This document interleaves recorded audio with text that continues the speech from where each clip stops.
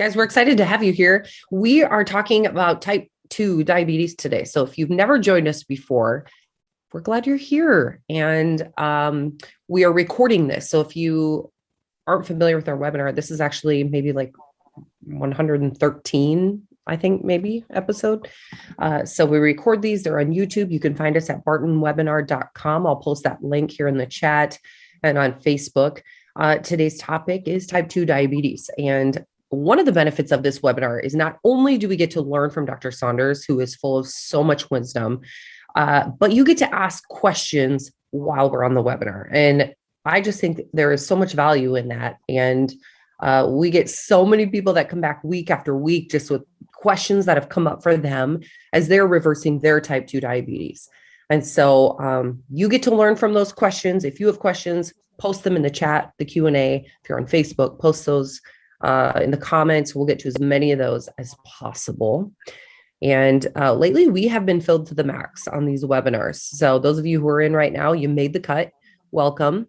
And let's go ahead and get started actually with a disclaimer, if we could do that.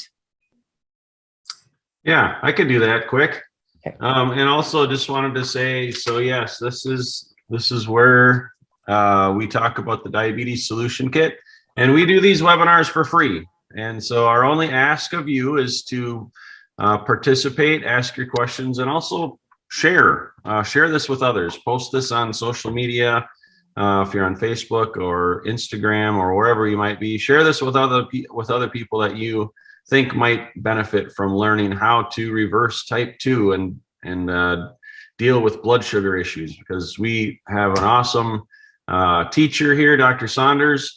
And he is a medical doctor, but our disclaimer is that he is not your medical doctor. And so you take this as generic advice and not specific to your own condition, because everybody is different.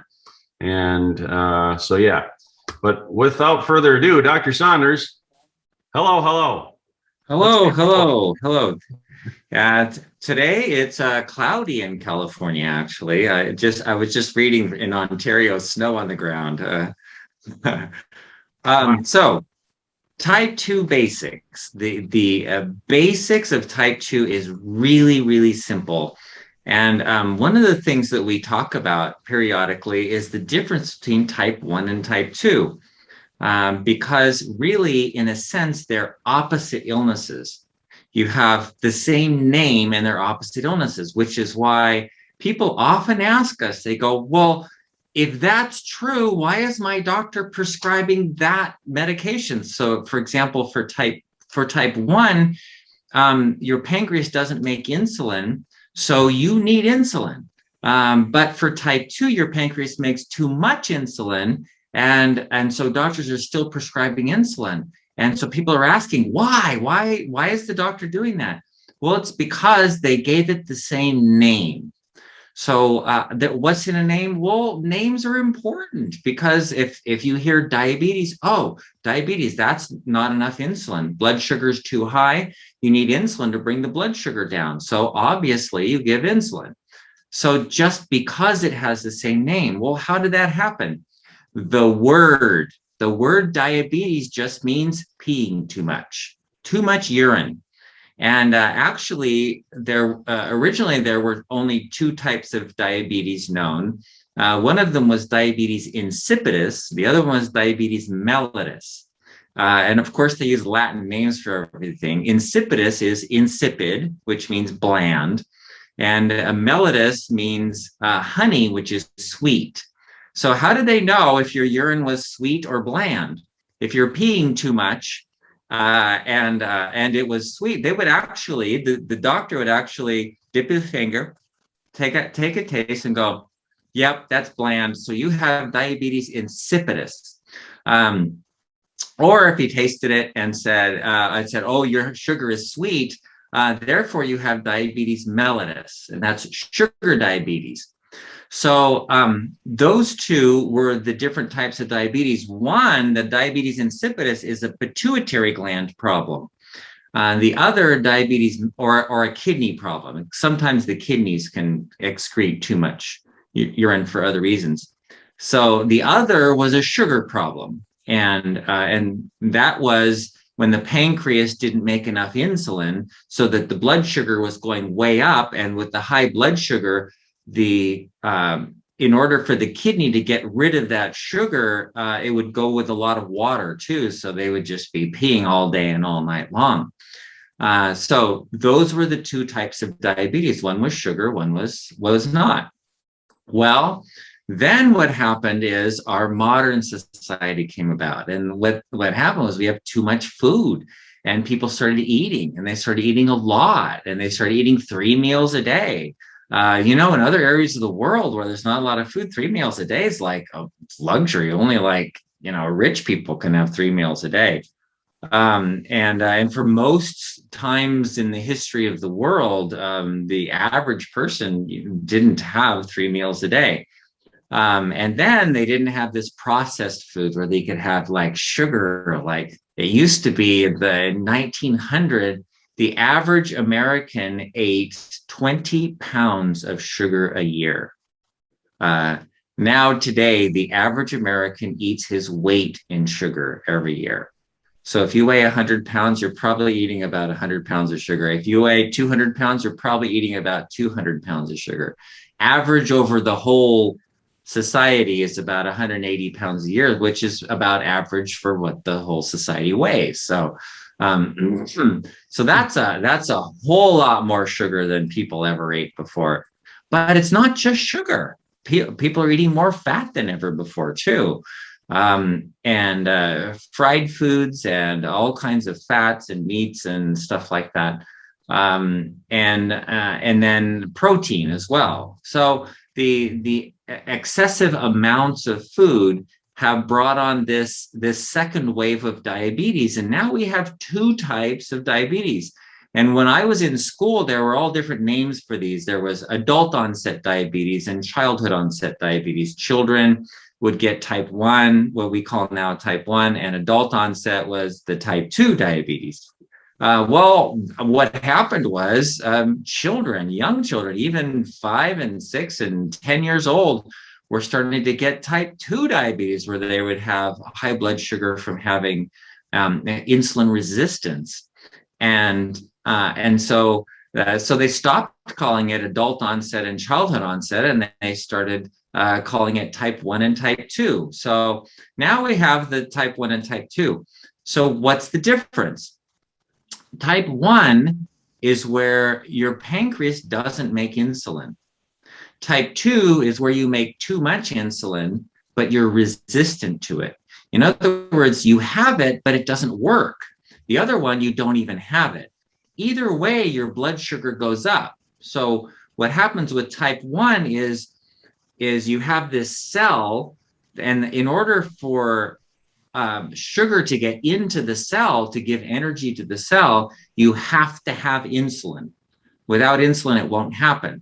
So in type 1, you have no insulin, so sugar can't get in the cell. So every time you eat anything, the blood sugar goes way up, but there's no energy getting into the cells. With type 2, it's exactly the opposite, where you have the cell, there's a lot of insulin around, and it's putting more sugar in the cell, more sugar, more sugar. More. The cell is filling up and filling up and filling up with all this sugar. It's like a balloon ready to pop. So what it does is it shuts off the insulin receptors and goes, no, we can't take anymore. So it blocks the insulin receptors, and that's called insulin resistance. So, and then because you're insulin resistant and the cells won't take in any sugar, then the blood sugar starts going up and up and up. That's why they have the same name, type 1, type 2, but they're both called diabetes because the blood sugar goes up in both cases, and they're both sugar diabetes because the blood sugar is going up and causing a lot of urination. So it makes sense why they would have the same name, but it's a problem because the treatment is totally different. In fact, just the opposite. If you think about people that their pancreas isn't making insulin, then they need insulin.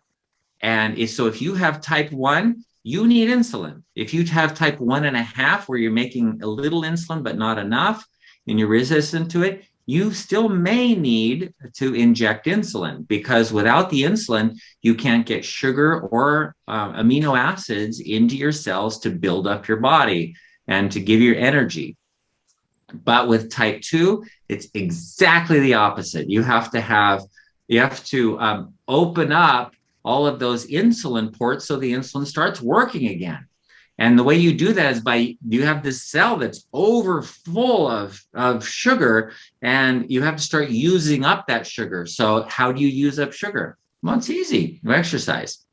And then type 2, or part 2, is to not bring in a lot of extra sugar so that you can use up what's already there.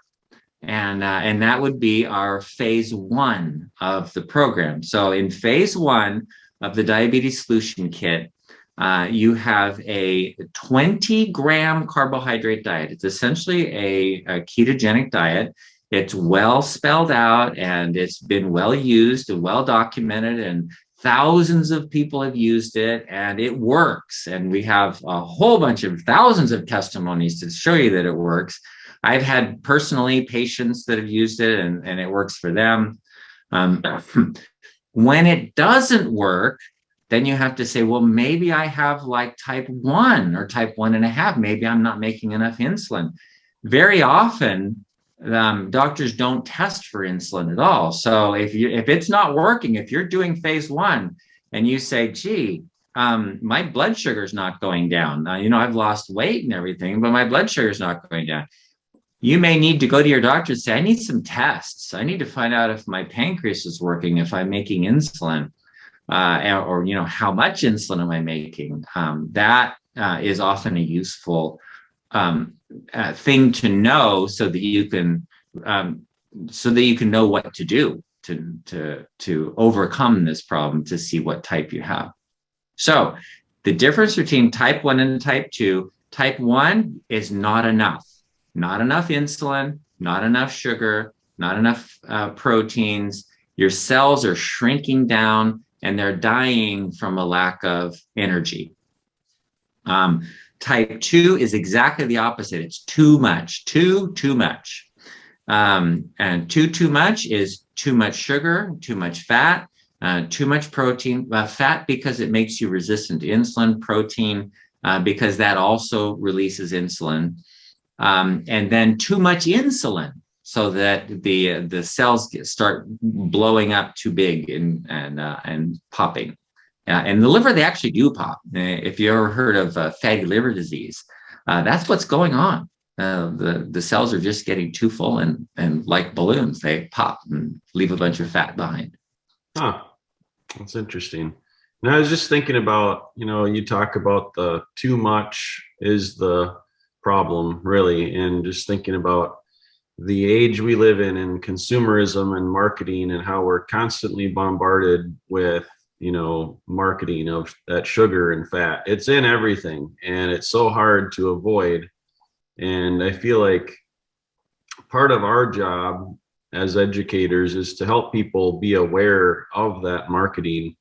And it's kind of funny, because we are technically a marketing company ourselves, but we're marketing things that help with those making good decisions, and also things like our supplements, like Cinechroma, which helps the body replenish or get the vital minerals and nutrients that are needed in order for the body to work properly, and things like that. But I think just that awareness, and to say, hey, if you're watching this and you're struggling with making those food choices and things, I would just say, just don't quit. Like, keep learning, keep watching these webinars, visit our YouTube channel.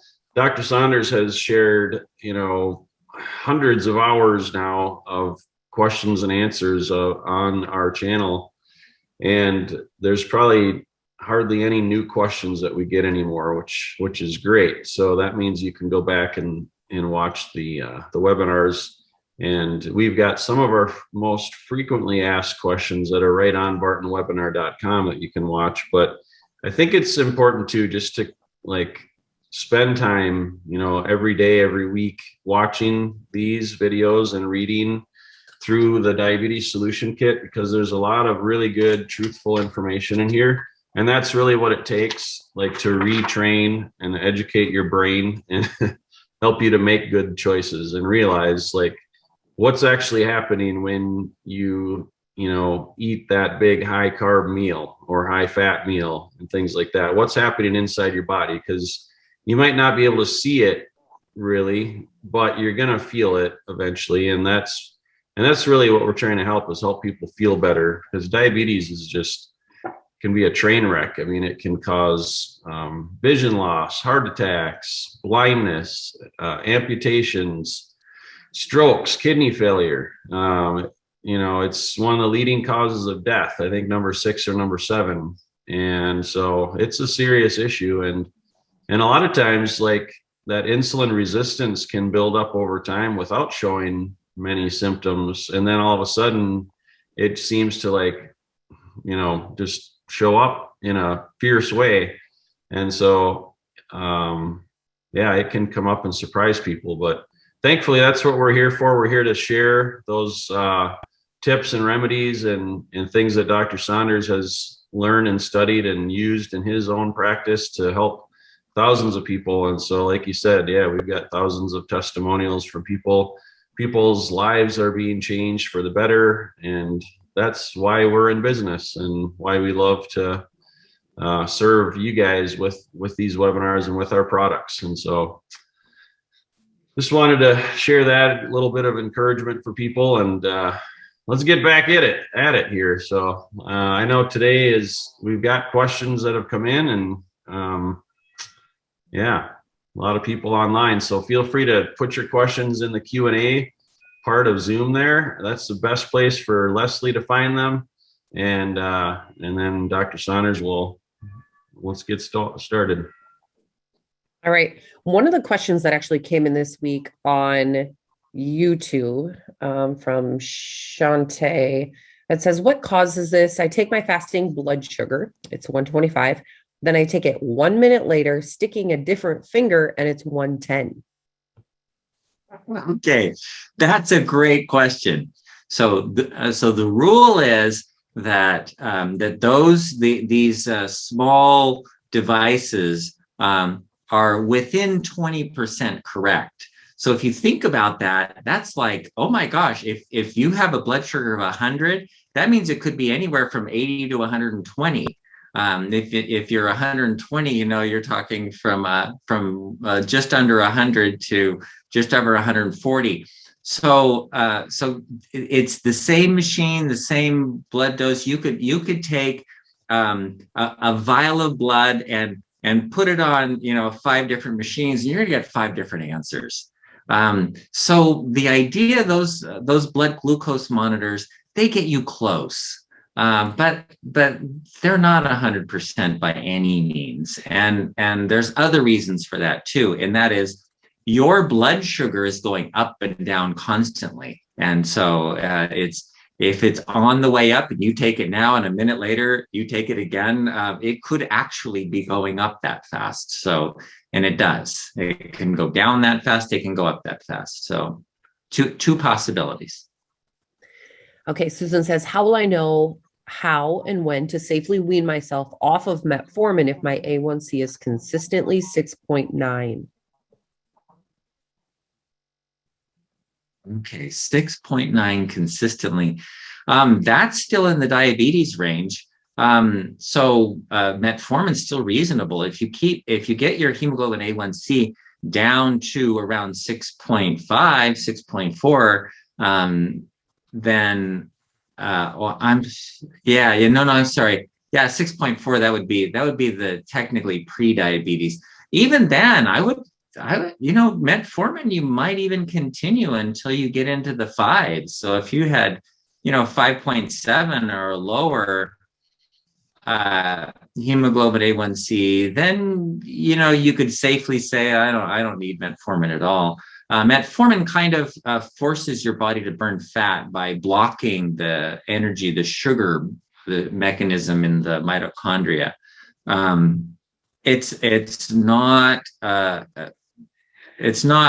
it's really only to bring the blood sugar down, but it has this kind of benefit of forcing your body to burn fat, which is really a good idea in people with type 2. They want to train their body to burn fat, but a better way of doing that is being on the very low carb diet. So if you're in phase 1 and you're consistently 6.9, try going lower on your carbs, or finding some slow carbs. And slow carbs are things with fiber in them. So if you have like all the free foods, things like cucumbers have some carbs in them, but they're really slow carbs, and things like celery and broccoli and cabbage and all that kind of stuff.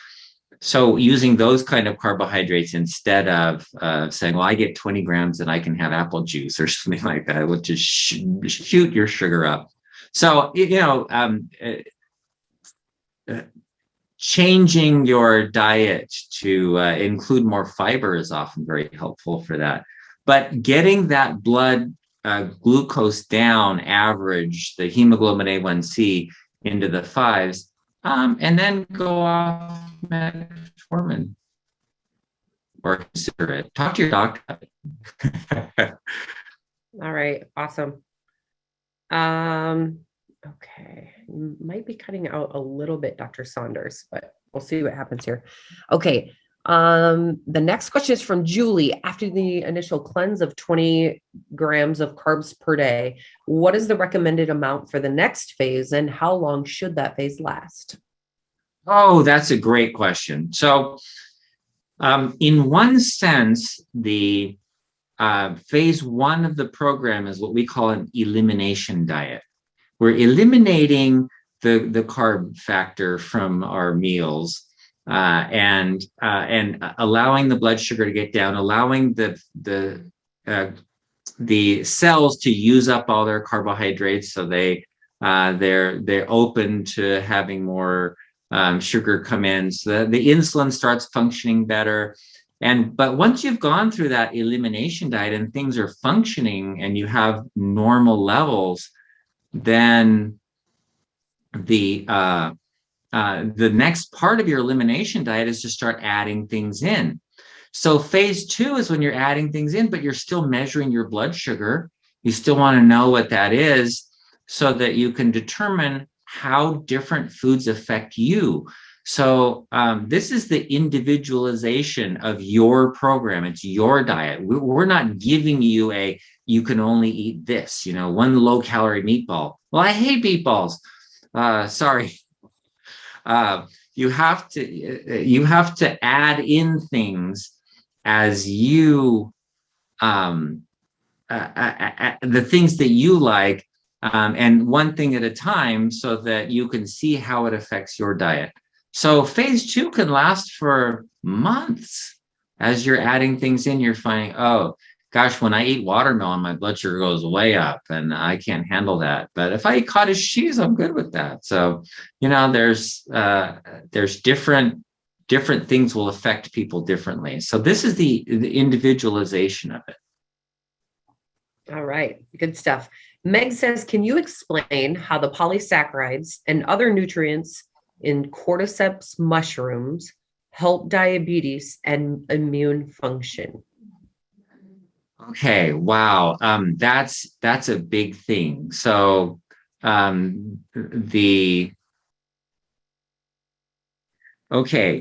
they affect diabetes is they improve inflammation.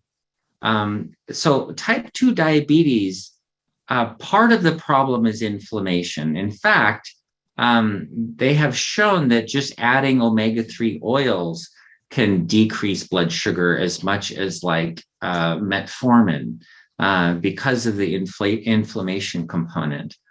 And by the same token, those inflammatory mediators improve immune function as well, as because of the way the cordyceps affects the inflammatory mediators. It's a really complex system, and and it's actually the same process that helps the diabetes and helps the immune system as well. But general immune function is you want as little inflammation as possible, but enough to allow the body to take care of problems when there's a problem. So you need inflammation if you have an infection, for example, because you got to bring more white blood cells and you got to attack the problem. And the cool thing about the mushroom extracts, the cordyceps mushroom, is it allows normal function of the immune system and keeping inflammation down. Today's Fixed Blood Sugar webinar is sponsored by Cinechroma, our best-selling advanced blood sugar support formula. Now, thousands of people around the world are taking Cinechroma every day as part of their program to fix their blood sugar using natural ingredients that simply work. Now, Dr. Saunders formulated Cinechroma to meet key nutritional deficiencies that most people have unknowingly suffered from for far too long. With Cinechroma, you get a blend of 6 key ingredients. The perfect combination of chromium, vitamin D3, and vitamin K2, which it's important to take those two together, selenium, vanadium, and our 10-to-1 cinnamon bark extract. Now, if you're not already using Cinechroma, I highly recommend that you give it a try and see how it helps your energy, your weight, and your blood sugar numbers. You can get Cinechroma at bartonnutrition.com or on Amazon. If you get it at bartonnutrition.com, you can enter the coupon code webinar25 and you'll save 25% off at bartonnutrition.com. But I realize some people like to go to Amazon as well. So anyways, Cinechroma, highly recommend. Now let's get you back to the Fixed Blood Sugar webinar.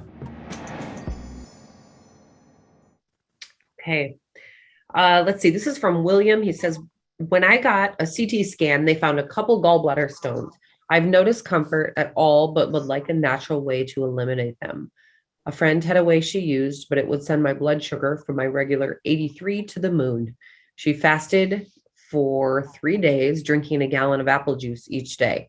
On the 4th day, she drank 1 glass of half a cup of olive oil and half a cup of lemon juice. This worked for her, but I would like a way without a million carbs. Thanks, Bill. Okay. Wow. So yeah, you can do it. So instead of apple juice, I've actually had somebody do this before, and it worked. And that was, instead of apple juice, they used, it was a husband and wife that were doing it. They used celery juice. So, and you don't need a lot of it, just 16 ounces twice a day. You don't have to eat anything at all. Essentially, you're doing a fast. But the juice allows you to have potassium and sodium, and so keeps your electrolytes normal. And then after you've gone through those 5 days of fasting, then that oil that you're adding in with the lemon juice, the lemon stimulates the glands to put out more, and then the oil, when you drink all this oil, you haven't had oil in days, the gallbladder just contracts and pushes those stones out, ideally, if it works, and sometimes it does. So anyway, so that's one thing you can do without a million carbs. You still do the lemon though. So yeah, that's okay. Do the lemon juice. That's sour and that has sugar in it, but that's okay. But just change, instead of apple juice, use celery. All right. Someone has a question about the ingredients in Cinechroma. Can you tell us what they are? And maybe Joe has a bottle there. Off the top of my head. Okay. Yeah, I know what's in there. Vitamin D. Vitamin D makes your cells more sensitive to insulin. It allows insulin to function better. With vitamin K, and we wanted the vitamin K in there, not for diabetes, but when you're absorbing more calcium because of the vitamin D, you got to put that calcium somewhere, and you want to put it in your bones, and that's where the vitamin K comes in. Selenium is part of a couple of very important processes. One is to allow normal thyroid, and the other one is to allow you to make glutathione, which it helps the mitochondria to detoxify. And it's an anti-inflammatory in the mitochondria. So selenium is really important. And then chromium and vanadium are both minerals, trace minerals, that are common deficiencies in the United States because it's not in the soil. And they help to, they are part of an enzyme that allows your body to use sugar more efficiently. So they used to use chromium for weight loss because people who are deficient in chromium, they don't use sugar efficiently, and they hold on to fat. Their sugar goes up and they hold on to fat more. They cause more insulin production. So if you just giving chromium sometimes will reverse that type of diabetes. So did I miss any? Chromium, vanadium, selenium, vitamin D, vitamin K. Oh, and the cinnamon. Of course, cinnamon is what makes your receptors more sensitive to insulin. Now, there are a whole bunch of herbs that do that. There's bitter melon and other ones. Gosh, I had some on the tip of my tongue. Anyway, but we chose cinnamon because it's common, it's easy to get, and it works pretty well. It works as well as any of the others. All right. Hey, that was right off the top of your head. That was good. Okay. It's almost like you helped to formulate it. Gee. You did. Okay. So let's see. Vicky says hemoglobin A1C is 5.8 now, but you said it should be 5.0 or lower. I lost 30 pounds, but I'm still 5.9, never goes down. I am on the diet, but still stubborn and cannot lower it. Please advise. Okay. So remember that the hemoglobin A1C is an average. It's not a number like right now your blood sugar is 110 or 5 if you're in Canada. It is an average over a period of about 2 to 3 months, because the red blood cells that they're measuring it from, they're measuring how much sugar is attached to your red blood cells. The hemoglobin in your red blood cells holds on to sugar, and the higher the sugar is, the more sugar is attached to that hemoglobin. So they're measuring that. Well, your red blood cells last in your body for about 3 months. So it's kind of an average blood sugar over that period of time. So if your average blood sugar is 5.8, or your hemoglobin A1C is 5.8, that gets your average blood sugar in the 130s-ish kind of range. 5.0 is optimal. That puts your average blood sugar just under 100. And so that's ideally where you would want to be. So how does that happen? Well, that's what phase 1 of the program is for. And if you're coming down to, like you said, from 5.9 to 5.8, and it's not getting any lower, try one thing that might work better. And that is, as you're doing phase 1, take out extra fats, because fat will make you resistant to insulin and prevent you from going to the next level. So, and the way you do that is by adding in all the free foods. So you have more salads, more broccoli, more spinach, more lettuce, more kale, more cucumbers. So more of those non-starchy foods, carbohydrates, that are high in fiber and lower in fat. And that's a good way to, if you're not seeing good results, to take it to the next level. Okay. Question from Rosalind. Dr. Saunders, sometimes when I'm fasting, my sugar or blood pressure seems to elevate. This doesn't happen all the time, but can you help me understand if it's something else going on or what is going on with my body? Oh, that's interesting. Okay. So this brings up something, I can only guess because I don't have like numbers and tests and all that. But let me just guess that there are so many factors involved in what your blood sugar is. There's like hundreds of hormones and chemistry and all this going on all at the same time. And so what is it that can be causing this? And here's the clue. is both your blood pressure and your blood sugar are going up. And that tells me something, that it's probably an adrenal gland problem. So as when you have more stress, and that stress doesn't mean I have too much to do and not enough time to do it, I'm worried and I'm stressed and I'm anxious. It doesn't mean you have to be anxious. You could be stressed for a lot of other reasons and not feel it and not know it. Just being in a situation, even thinking about certain things that can bring on this release of stress hormones that does what? Well, it makes your blood pressure go up and makes your blood sugar go up, because the stress hormones block insulin. So it raises the blood sugar. So if that's what's going on, we'll look into that first, because if your blood pressure is also going up, it's probably a stress issue. And we do have a webinar that focuses just on stress. So be sure to check that out. I don't know what episode it is, but if you go to bartonwebinar.com, there is a link to our YouTube channel. And that's where you can find all of our past webinars, and they're very good. Okay. Question from Larry. Why is low-fat milk bad for me? Okay. Low-fat milk bad. I don't know why low-fat milk is bad for you.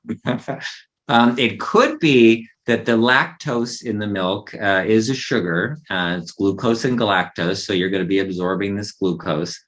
And so if it's bad for you because it makes your blood sugar go up, then it's probably the sugar in it. Or maybe you don't tolerate the lactose, which is the milk sugar, very well. Some people don't and get problems with their intestines, bloating and gas and that kind of thing, from having lactose intolerance. But remember this also, that the sugar and the protein in milk both cause the insulin to go up. So it may be that you should be off milk, especially if you're in phase 1 of the program, because that can cause more insulin resistance. So for all those reasons, low-fat milk. Okay. Let's take it from another point of view, and that is low fat versus regular milk, for example, or low fat or skim milk versus regular milk. The regular milk has more fat in it, which slows the absorption of the sugar to some extent, so that instead of having a spike of sugar in the low fat milk, the whole milk will have a slower sugar spike. But there's another issue in there in people who have type 2, and that is the fat itself makes you resistant to insulin. It blocks the insulin from working on the muscle cells. So people say regular fat milk is better because it slows the absorption of the sugar. Yes, that's true. However, it can also make you insulin resistant and make it worse. So one of the reasons in phase 2, as you're adding things in, that you'll look at that and say, how does milk affect me? You'll ask that question in phase 2, how does milk affect me? And you'll see how it affects your blood sugar when you eat it or drink it. All right. Also, I was raised on skim milk, and let me tell you, I can hardly handle that taste anymore. If I ever get regular milk, I'm like, oh my goodness, this is amazing. Yeah, we talked about in our video that like the main video when we talk about the diabetes solution kit, that low fat milk is not as good because they take out the fat and they add sugar, and so the carb to the ratios are all way off. And so if you don't have that fat, that also makes you feel full. So if you drink a cup of whole milk, you're not going to want to drink 6 more cups like you might with skim milk or whatever. So it's easier to drink more skim milk thinking it's healthy, but really it's just more carbs. Yeah. Which are the fastest things to spike your blood sugar. And it doesn't even taste that good. So no. Okay. All right. So this may be in kind of as you were talking about the gallbladder cleanse or gallstones, you were talking about the olive oil. Johanna is asking, what about artichoke oil? And I don't know for sure if it's in response to that, but I think it came in around that time you were talking. Or maybe do you have any thoughts about artichoke oil in general? So as far as the cleanse goes, the type of oil you use probably doesn't matter. If you use coconut oil or artichoke oil or olive oil, it probably doesn't make a big difference. I know olive oil is generally used because it's well tolerated. It doesn't have a lot of omega-6 fatty acids. It's monounsaturated oil, and so that's why people will generally use olive oil. Plus, it stays liquid, whereas the coconut oil you have to drink warm if you want it to be liquid, which isn't a problem at all by itself. So as far as oils go, different oils have they're completely made up of different fatty acids. And the omega-6, omega-3, omega-9 fatty acids, we can't make. Human beings or animals don't make them at all. And so as you're taking in these oils, whatever you take in is what your cells are going to be made out of, because all of your the membranes around your cells are all made of fat, and they're made of whatever fat you happen to be eating. So if you have if you're eating a lot of corn oil and soy oil and vegetable oils, then your cells are going to be made out of that, and they're going to have more omega-6 in them, which kind of promotes more inflammation. Whereas if you're eating more fish oil and vegetable or eating green vegetables especially, then you'll have more omega-3 oils and some like walnuts and those kind of things. You'll have more omega-3 oils, which tends to suppress inflammation. And that's just what your cells are being made out of, because that's what you eat and you can't make them yourself. So, and that's what they have available. So they'll make cells out of whatever they have available. Okay, Meg is wondering, how do we stimulate stem cell activation other than by fasting? Gosh, I was going to say fasting, but other than fasting. Okay. There are a whole bunch of things that do that. There's certain amino acids that initiate stem cells, and inflammation to some extent it causes stem cell production. Exercise increases stem cell production. And it's not so much that more stem cells are being produced, but rather they're demarginating, they're becoming available. So the stem cells are like they're all over the place all the time, but they're not available. They're kind of marginated, they're called. They're so like they're around other cells, in between other cells.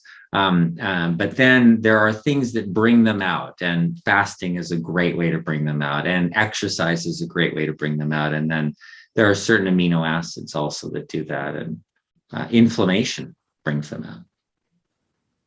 Good question here from John. How does the gut microbiome affect health and diabetes in particular? Wow. John. So I know this guy, John Hunsaker. He is so smart. Okay, so that's a great question, John. So the gut microbiome is really important for how insulin sensitivity works. So your gut microbiome, if you have the right microbes, you make certain chemicals like butyric acid, butyrates, that can be absorbed, and they decrease inflammation and help you be more sensitive to the insulin that you make. So having a good gut microbiome is important. How do you do that? Well, in phase 1 of the program, where you're doing this very low carbohydrate diet, if you cut out all the fiber out of your diet, then you're not going to grow the good bacteria. So the prebiotics, they're called, which is the fiber, comes from the fruits and vegetables. Well, there aren't a lot of fruits you can eat when you're on a 20-gram carbohydrate diet. So that's why you have to have things like bell peppers and cucumbers and tomatoes and these low sugar fruit, and vegetables, of course, all the broccoli and spinach and carrots. So getting all that fiber in is going to grow the good bacteria to allow you to make those good anti-inflammatory chemicals that keep your blood sugar better. But yeah, that's a really good point, that growing the good bacteria and taking a probiotic. We have a probiotic too for healthy gut support that is the one, the primary one that makes those anti-inflammatory chemicals that help you be more sensitive to insulin. Okay. Dell says, discovered yesterday my ex-husband has type 2. After taking steroids for MS for a while, I ended up with diabetes. I didn't have it before. My mom died from it. His mom had it. We have 3 adult children and 3 grandsons who do not have diabetes. Do I warn or talk to my children about this new discovery? If yes, how do I tackle it? Oh, absolutely. Thank you. That is a great question. Okay. So you know what? When you go into a doctor's office, they always ask you, so tell me about your family history. Does anything run in your family? And you go, yeah, like everybody on my dad's side has diabetes, and my aunt died of it, and all those things that you were talking about. So then what is the doctor supposed to do with that? Well, test. You need a test. You need to know if you have a genetic predisposition. There are certain genes that are well known to contribute to diabetes, for example. And then you're testing for like insulin production. How is your pancreas working? And then you test for autoimmune diseases too, because certain genes can predispose you to autoimmune diseases where you get antibodies against the islet cells, the beta cells that produce the insulin. So for all those reasons, if you have something in your family history, for heaven's sakes, let them know, let everybody know, say, gosh, we need some tests to find out what this problem is so that we can characterize it. We can figure out what is how we can prevent getting these problems in the future. Denise is wondering how often iodine should be taken. Oh, you know what? Iodine is something that is just sucked up. You eat a little bit of iodine and your thyroid goes, oh man, it just sucks it up and just, that's how they do. That's how when people have like thyroid cancer and they want to get rid of it, the radioactive iodine, they give them iodine and they've changed the iodine so that it's radioactive. And it doesn't go anywhere in the body. It just gets sucked up into the thyroid gland, and it kills them. The radioactivity kills the thyroid gland because it's so specific to doing that. So having said that, not the radioactivity part, but just the fact that the gland just sucks up iodine and holds on to it, that you could take iodine once a week. And I kind of recommend that periodically, like a weekly dose of iodine. If you were to take, 5 or 10 milligrams, I know they make a 25 and a 50, and that's fine too. The test for iodine is if you take a 50 milligram dose of iodine and then you collect your urine for the next 24 hours, you should have about 49 milligrams of iodine come out in your urine. You're only holding on to 1 milligram or less. And that's how you know you have sufficient levels of iodine in your body. So if you think about that, you go, gosh, if I'm peeing out 49 milligrams after a 50 milligram dose, then it doesn't matter if you take more. It's not going to be of any greater benefit. So if you took, 5 or 10 milligrams once a week, you would have plenty. And we do have an iodine product. And actually, you know what? You can find all of our products at bartonwebinar.com, or you can also go to bartonnutrition.com. And I believe we have a savings code that's still active. Is that correct, Joe? We do. Yes, that is correct. Webinar 25 will save you 25% off your entire order at Barton Nutrition. If someone was to get the diabetes solution kit, can they use that as well? Yes, indeed. Yes, yes. Ooh. Yeah. All right, guys. So good time to use that. Again, the code is webinar25. I'll type that in the chat as well. Okay, Yeah. let's So keep going. one more thing about the iodine is the iodine that we have is a daily dose of iodine. So you use a dropper a day, and that's fine because it's not up in the 5 or 10 milligrams. It's actually less than 1 milligram. Let's see here. Chris is asking when we were talking about milk, how do you feel about almond milk? Okay. Personally, I like almond milk when I make it. Almond milk. So I take and put in the Vitamix. I put about a quarter of the jar full of almonds, and then I fill it up with water, cold water, and then I flip it on and just let it run until it starts getting warm, and then I strain it. And man, that is good. I like that almond milk. It has almond flavor. And I like almond flavor. So anyway, so that works really well for me. When I go to the store and get almond milk, it seems like it's watered down. So I don't like it as much, but I still use it, and it's okay. Just one caveat is to be careful with like too much almonds, too much because they have lectins in them too, and so if you're drinking it periodically and using it in, you can't have cereal or anything. You can't put it in mashed potatoes. I don't know what you're putting it on, or just drinking it. Yeah, it's fine. Just if you're using it occasionally, yeah, it's great. Okay, Vicky had a question about, can you take Cinechroma to help lower your hemoglobin A1C? Okay, Cinechroma, yes, if like say for example you're deficient in chromium, you will be amazed.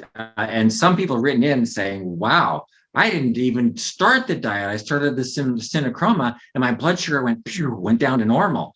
And that's probably because they were deficient in one of those nutrients that are in there. So that's not a panacea. It's not going to fix everybody's problem.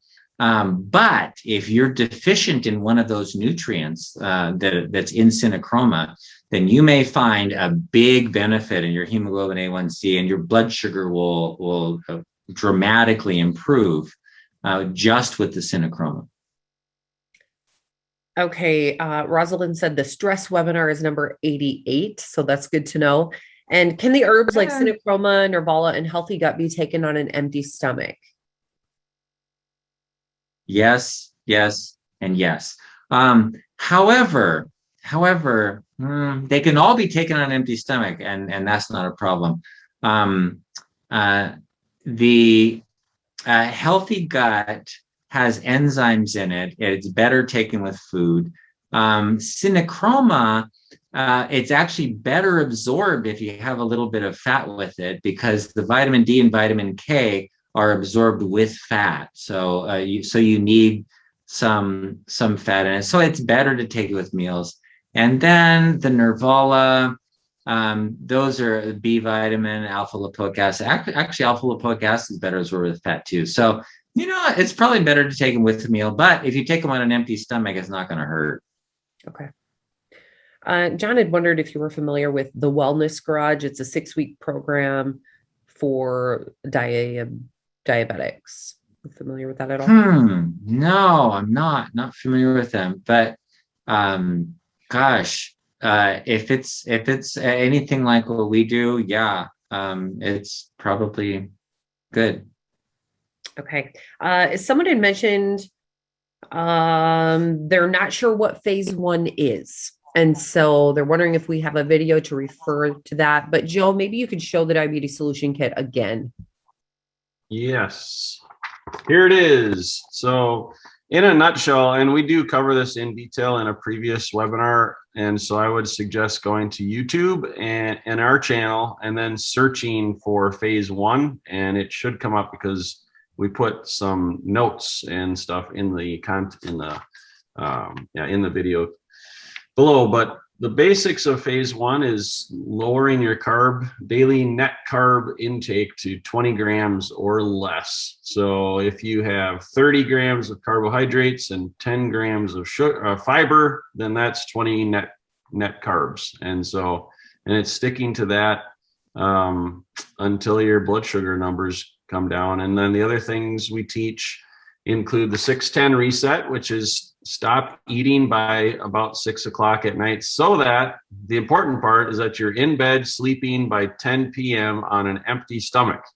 And that's one thing that Dr. Saunders teaches that most people don't tell you about, that when you combine those two, the low carb eating plus the go to bed at 10 o'clock on an empty stomach, that's probably the two biggest things you can do that'll get you from phase one down to normal blood sugar levels, so that you can go to phase two, which then ups your net carbs to 40 to 60 grams. And you really just have to watch it. Like you increase your carbs a little bit and watch your blood sugars and see how your body reacts. So that's about it. But yeah, more info on our YouTube channel. Good stuff. Dr. Saunders, someone has read that iodine is good to prevent breast cancer. Is that true? Actually, there is some pretty good evidence for that. There are some women who have low iodine who are, because the low iodine, they don't process estrogens very well, and they get something called estrone, which is the E1 estrogen, which increases fibrocystic breast disease and your risk of breast cancer. So having iodine is important for processing estrogen properly and preventing that particular cause of breast cancer. So there is some relationship there, yes. Your thoughts on canola oil? Canola oil is rapeseed oil. It is high in omega 6, so it's about a 6-to-1 omega 6 to omega 3 ratio. So it's a vegetable oil. It's commonly used. If you look at just about any salad dressing, it's always like canola oil. And they called it canola because nobody would buy rapeseed oil. And so and since it came from Canada, they called it canola.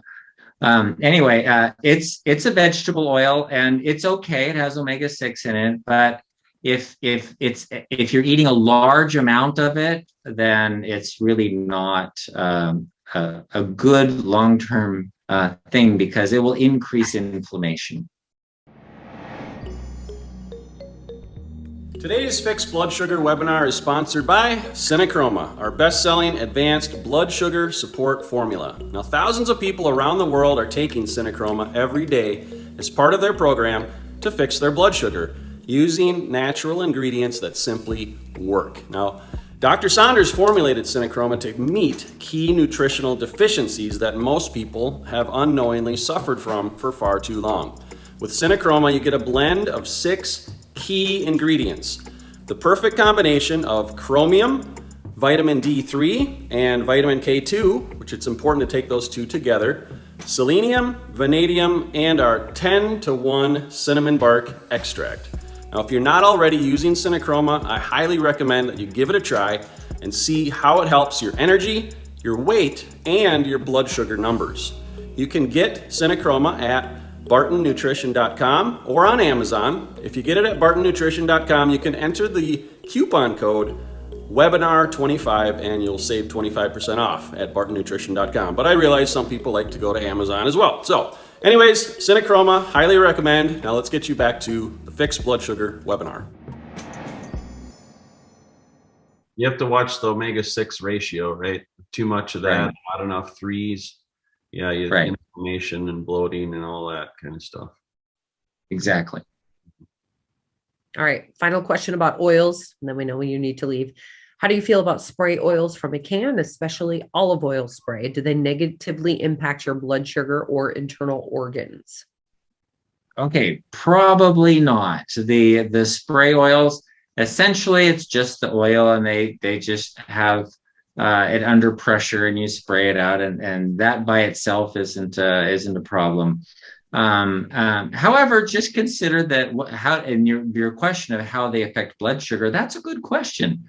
Well, remember that oils, fats of any kind, do increase insulin resistance. So if you already have insulin resistance, then adding more oils could make that worse and prevent you from having really good results in the phase 1 of your program.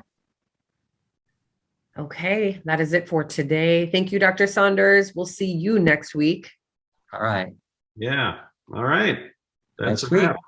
Thanks, Dr. Saunders. You're awesome. Okay, bye. Bye-bye. All right. Hanging out here for a minute. Sure. See if there's any other questions that we might be able to answer. Is anyone else having flashbacks to the 80s and 90s with those big speakers? It looks like, Leslie, you're inside of a speaker box. Yeah, that is awesome. That is awesome. Big boom boxes or whatever. Yeah, that's right. That's awesome. A question from Monty. What's the best thing to do to lower A1C? I'll see what Joe says, but I would definitely recommend the diabetes solution kit. I would start there because that's where you're going to get a lot of your answers. You can go to bartonwebinar.com to look at that. It's very inexpensive to get a digital copy of that, and you can have that on your screen instantly. And so that's what I would recommend. When I make a decision to do something, I want to tackle it right away. And so I want it in my hands right away. So that's what I would recommend. Plus, it's really inexpensive. So that'd be my recommendation for you. And it really is like it's a multiple factors. So the more things that you do that help, like the faster and the more success you would have, I would say. So you get a copy of the report, get the printed workbook copy as well, so you can have that in front of you and carry it with you and see it more often. Take it to the grocery store with you, take it to the doctor's office if you need it, all that good stuff. And then the supplements, have those as well, taking those every day. There's multiple ones that you can learn about at bartonnutrition.com. Lots of good information, all formulated by Dr. Saunders and all natural stuff. No, nothing that you need a prescription for or anything, but stuff that's proven effective through studies and clinical trials and all that. All the ingredients we use are the best of the best that Dr. Saunders has researched and studied. And so there's just a lot of things. And yeah, it's really sitting down, like too, we talked about in the beginning of the report is like getting clear on your purpose and your reason why you want to do it. And because when things get hard, you might lose track of that. So it's coming back and remembering, okay, I want to do this because I want to be healthy to see my grandkids grow up and enjoy life with my kids and grandkids and friends and be able to maintain mobility and exercise and just enjoy life to the fullest. Like that would be my reason why. So write it down. What's your reason why? So it's all different things like that. And even just like as you experience, as you find new foods, like recipes in here, new foods that you're trying, new recipes that you eat and enjoy, like, wow, this actually tastes good. And you feel a lot better. Like, all of those things combined are going to help. So yes, exactly what Leslie said. Get that digital copy, start reading it now, and just consider yourself on a new journey. Like you've turned a new page and a new chapter. This is a transformation. So the old is gone, the new has come, but you still have some work to do.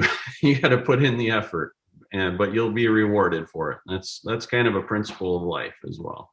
And I would say definitely check out the past webinars too, because you'll find kind of a community there. There are a lot of questions that come in from people, and you'll see all of the people that are on the same journey with you. So, and you will learn so much from those webinars. So definitely go there. Couple notes from Meg. Meg has been able to buy walnut milk from Mariani.